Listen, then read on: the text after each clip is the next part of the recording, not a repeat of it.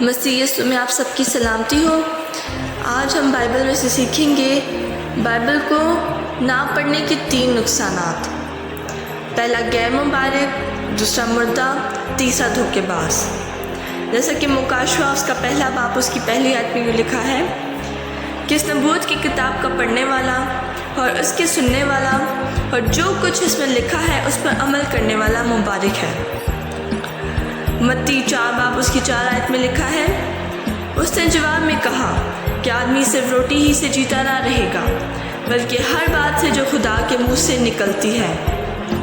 اور یعقوب اس کا پہلا باب اس کی 22 آیت میں یہ لکھا ہے، لیکن کلام پر عمل کرنے والے بنو، نہ محض سننے والے جو اپنے آپ کو دھوکہ دیتے ہیں۔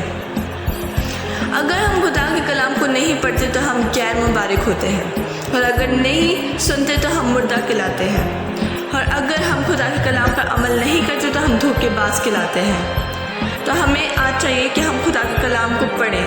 آج ہمیں خدا کے کلام کو پڑھنے کی ضرورت ہے تاکہ نہ ہی ہم غیر مبارک کہلائیں، نہ مردہ کہلائیں اور نہ ہی دھوکے باز کہلائیں۔ تو آج ہمیں چاہیے کہ ہم زیادہ سے زیادہ خدا کے کلام کو پڑھیں، اس کو سنیں اور اس پہ عمل کریں۔